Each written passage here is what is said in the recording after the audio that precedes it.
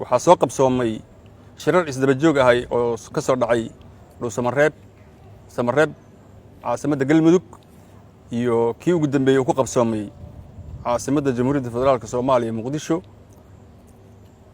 shirarkaas oo ujeedada ahayd loo gogol xaarayay sidii ay ku dhici lahayd doorasho heshiis lagu yahay oo waqtigeeda ku qabsanto. waxaana socda marxaladihii isku xig ahay oo lagu soo heshiiyey waa bilowmeen waa socdaan guddiyada waa la magacaabay dhamaystirkii iyo sidii lagu gaari lahayd targetka heshiiska lagu ahay oo ahay doorasho dhacdo waqtiga loogu talagalay ayaa lagu socdaa.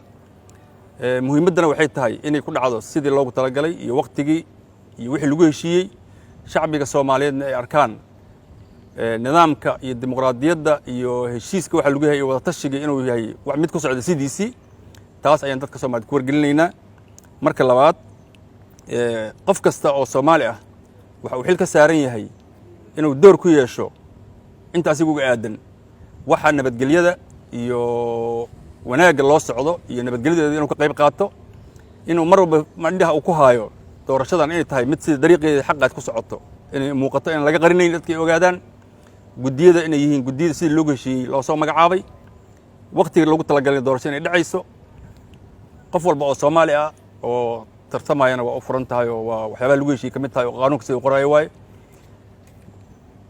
muhiimka waxa uu ahna waa in laga ilaaliyo wax carqalad dhaliyo oo caqabad ku noqdo doorashada inay dhacdo waqtigeedii wax kasta oo hakina oo waqtigeedii ka leexina ama dariiqii lagu heshiiyey ka leexinaan in aad looga fogaado oo la iska ilaaliyo. dawladduna waxay diyaar u tahay inay waqtigeedii arrintaas ku qabsanto guddiyada si loo magacaabay sida loogu talagalay loo heshiiyey waqtiyadana waqti walba wixii loogu talagalay inay qabsoomaan maarta qorshaha uu yahay.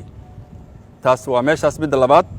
waxaan rabaa inaan ku darsado hadalkayga dagaalada sokeeyo oo ahliga oo ka socda meesha la yiraahdo Galmudug gaar ahaan Hildooyaale dadka wada degan waa dad walaal ah waa dad muddo wada degan waa dad meesha ku wada abuuran oo Ilaahay isu keenay dhulka ma kala go'ayo. marka maadaama uu dhulka kala go'ayna waxa haboon dadka inay nabad inay ku wada noolaadaan ka fakaraan.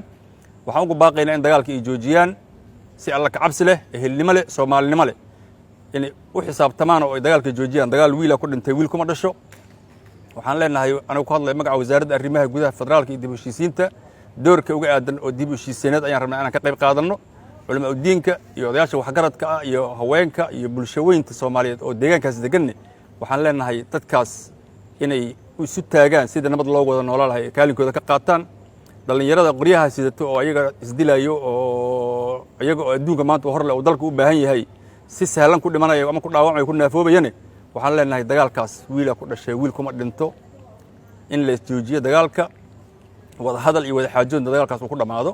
sidoo kale dagaalka ka socda meesha la yiraahdo Warshiiq dadka ehelka ah ayagana ay ku dagaalameen. waxaan leenahay dagaalkaas sidoo kale isna istaago doorka aan ku leenahay sida ugu dhaqsiyaha badan leh u dhaqaaqtaankeeda ku jirnaa waa galeynaa insha Allah haddii Ilaahay idmo annagoo kaashanayna waxgaradka dhaqanka iyo duubabka Soomaaliyeed oo deegaanadaas ka soo jeeda iyo kuwa kale oo laga maartay dariska oo laga maarmaanka ah oo nawaaxiga iyo magaalooyinka kale Soomaaliya joogaba culimada diinka ururada haweenka ururada bulshada rayidka annagoo kaashanayna waxaan rabnaa inaan ka shaqeyno sidii arrinkaas uu noqon lahayd mid aan dib u soo noqonin oo meeshii wanaag iyo wada noolaansho fiican ka dhalato.